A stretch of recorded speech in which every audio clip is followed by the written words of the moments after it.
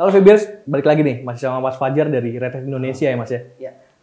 Balik lagi pertanyaan terakhir nih Mas, pertanyaan yang tadi ya, terakhir ya. Siapa saja perusahaan yang sudah bekerja sama dengan Red Hat nih? Atau siapa aja sih yang pakai Red Hat nih, kayak gitu?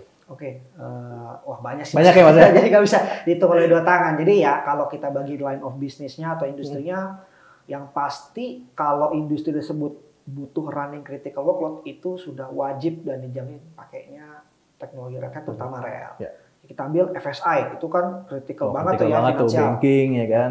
Telco, apalagi putus sedikit Ngomel lah, komplain customer ya. Komplain gitu. Governance, wah naiknya bisa sampai presiden. Betul.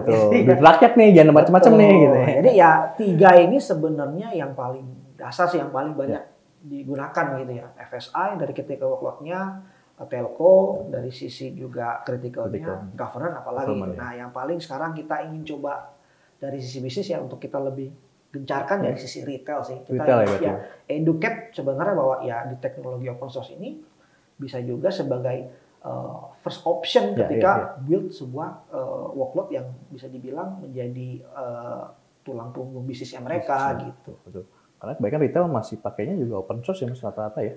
Hampir kebanyakan lah ya. Betul. Kadang mereka ya coba cari yang bisa dibilang yang freeware dulu. Betul, tapi nanti begitu kena masalah bingung nih. Baru cari nih. Betul gitu ya. Kita bukannya tidak mendukung bahwa orang-orang memakai freeware ya, karena di situ banyak banget ilmunya untuk coba-coba.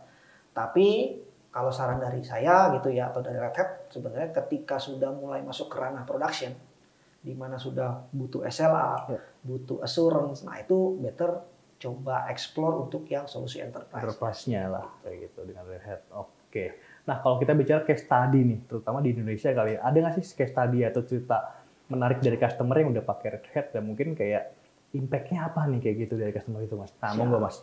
Jadi ya kalau sesuai dengan line of industrinya tadi, ya mungkin saya ambil salah satu contoh dari FSI ini mungkin.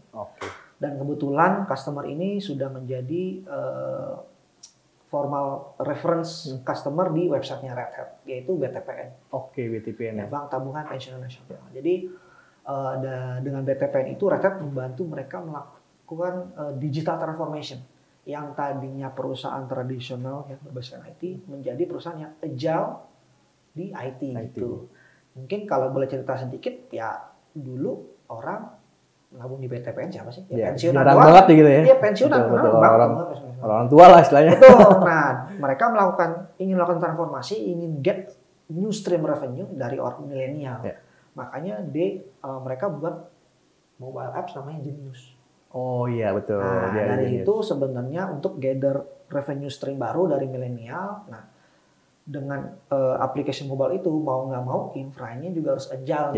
Kan nggak bisa kalau bikin mobile app banyak fitur gitu tapi infranya masih lelet gitu. Tiba-tiba mau transfer nggak bisa gitu ya Mas ya.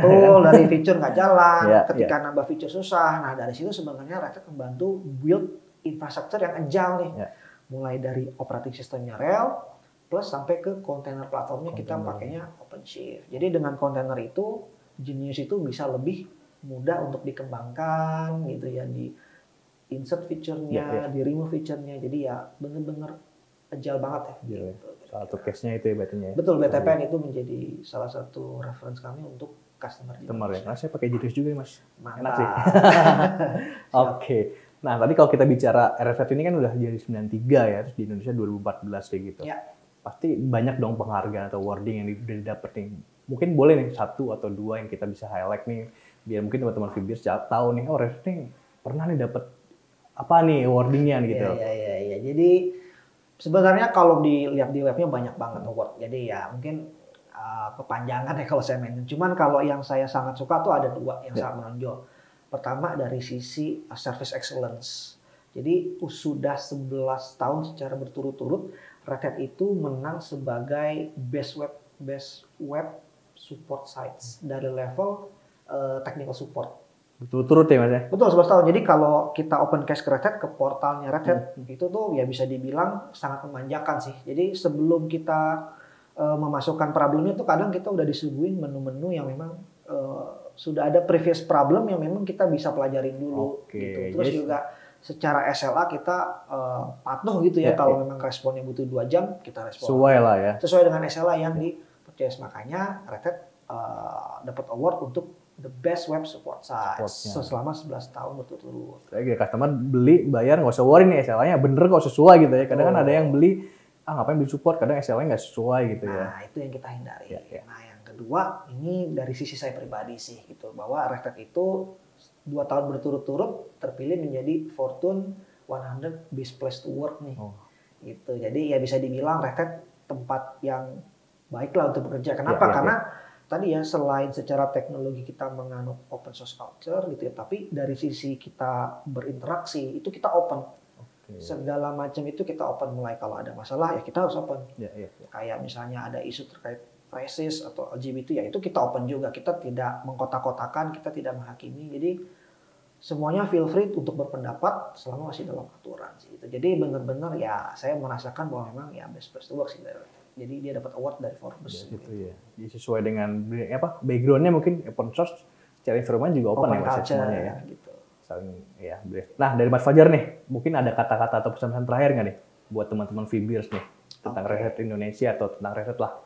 Paling ada 2 sih yang pengen saya sampaikan. Jadi pertama buat teman-teman di enterprise ataupun di community ya, kalau yang pengen penasaran gitu ya terkait mau nyoba teknologi Red Hat seperti apa, itu feel free bisa main ke website developers.redhat.com.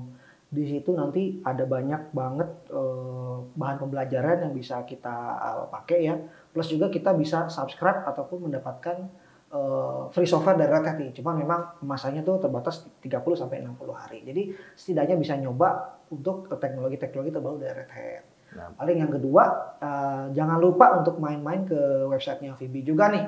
Kalau memang nanti ada kebutuhan dari teman-teman yang sifatnya ingin running workload critical di enterprise, itu bisa menggunakan Red Hat dibantu dengan support dari VB. Kira-kira gitu sih. Oke. Nah buat teman Vibiers nanti kita taruh linknya di bawah kali ya Mas ya. Di Red Hat dari VB juga. Taruh linknya di description kita. Nah itu teman-teman keseruan kita ngobrol-ngobrol bareng sama tim dari Red Hat Indonesia. Kita tunggu buat podcast selanjutnya ya, yang mungkin nggak cuma saya nih hostnya, mungkin sama host yang aslinya nanti ya gitu. Jangan lupa teman-teman yang belum subscribe, like dan komen buat langsung klik subscribe.